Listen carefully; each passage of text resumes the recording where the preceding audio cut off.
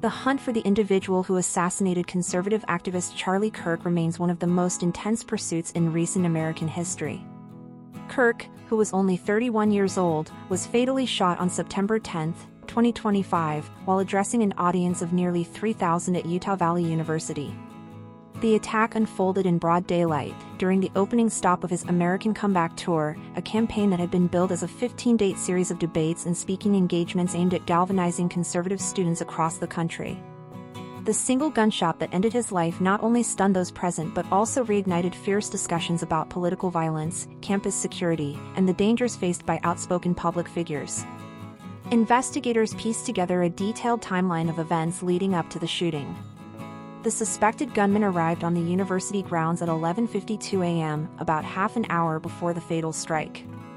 Surveillance video captured him moving quickly and deliberately through stairwells, climbing up to a rooftop that offered a direct view of the outdoor stage where Kirk was speaking.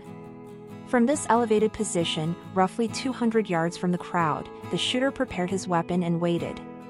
At approximately 12:20 p.m., he fired a single round that struck Kirk in the neck. Security personnel rushed to his side as chaos erupted among the audience. He was transported to Timpanogos Regional Hospital, but doctors pronounced him dead shortly after his arrival.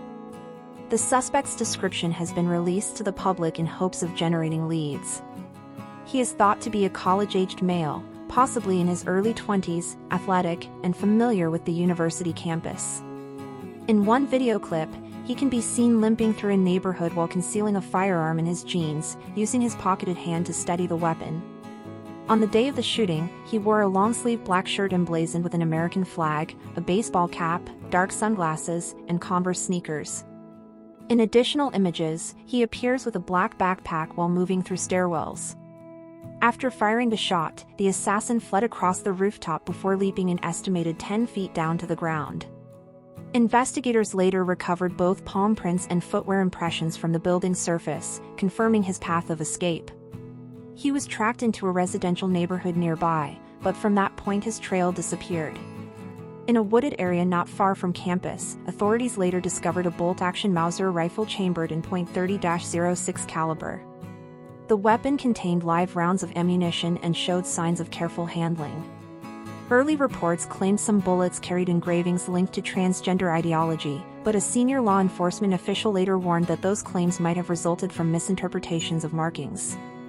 The rifle has since been sent to the FBI laboratory in Quantico, Virginia, where forensic experts are analyzing it for DNA, fingerprints, and other evidence that might lead to the killer's identification. Experts who reviewed the circumstances of the shooting agreed that the gunman displayed significant skill. Dennis Franks, a former FBI sniper, told the BBC that while the distance of 200 yards is not particularly challenging for a practiced marksman, the precision required to fire under pressure in such conditions suggested a high level of confidence and training.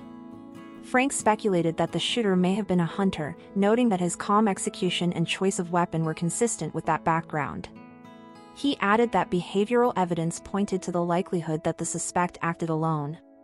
Brad Garrett, another retired FBI agent, told ABC News that the attack appeared to have been meticulously pre-planned, with the rooftop chosen strategically and the discarding of the weapon carefully timed.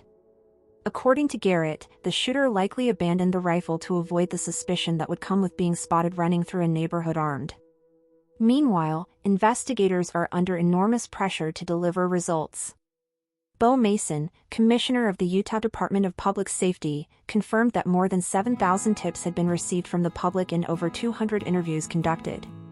While he expressed confidence in the quality of surveillance footage gathered, he admitted candidly that authorities currently have no idea who the suspect is or where he might be hiding. The acknowledgement underscored the difficulties facing law enforcement even with vast resources at their disposal. 2 men were initially detained in connection with the shooting, but both were released without charges. Among them was 71-year-old George Zinn, a local activist known for his disruptive political behavior. He was briefly arrested on suspicion of obstruction but quickly cleared of involvement. The murder has sent shockwaves throughout the political landscape. Charlie Kirk had risen to prominence as the founder of Turning Point USA, a conservative student organization that has become one of the most influential voices on American campuses. His frequent media appearances and combative speaking style made him both admired by supporters and heavily criticized by detractors. His death sparked an outpouring of grief from allies and strong condemnations from national leaders. President Donald Trump ordered flags to be flown at half-staff and announced that Kirk would posthumously receive the Presidential Medal of Freedom, describing him as a patriot who gave his life for the cause of liberty. Some reactions have been even more forceful. General Mike Flynn, Trump's former national security advisor, publicly warned that if any foreign power had played a role in orchestrating the assassination, there would be hell to pay. Flynn's statement reflected growing speculation that outside actors could have been involved, though investigators have not confirmed such a link. The FBI has acknowledged that it is exploring all possibilities, both domestic and international, as part of its inquiry. To encourage public cooperation, authorities announced a $100,000 reward for information leading to the shooter's identification. The figure rose dramatically after hedge fund manager Bill Ackman pledged an additional $1 million, calling the killing not just a personal tragedy but an attack on American democracy and free speech. The unprecedented reward reflects the urgency with which officials are pursuing leads, as well as the high stakes associated with solving the case. The assassination has also raised broader concerns about security at public events. While Kirk's rally attracted thousands of attendees, protective measures have been focused on crowd control rather than guarding against a sniper attack from a distant rooftop. Critics now argue that such scenarios must be considered when planning for the safety of controversial speakers. At the same time, the incident highlights deeper tensions in American society, where political polarization, cultural debates, and the ubiquity of firearms intersect with dangerous consequences. At present, the shooter remains at large. Authorities believe he is physically fit, capable of moving quickly across difficult terrain, and likely familiar with both weapons and the Utah Valley University campus. Despite thousands of tips, extensive video analysis, and the collection of forensic evidence, his identity continues to elude investigators. Commissioner Mason insists that every available resource is being invested into the manhunt and that eventually justice will be served. For those who admired Charlie Kirk and for the many who witnessed his final moments, the search for answers remains urgent, as does the larger question of why such a calculated act of political violence was carried out in the first place. Thank you for watching. If you enjoyed this video, please subscribe and turn on the notification bell for more updates on celebrity deaths and news updates.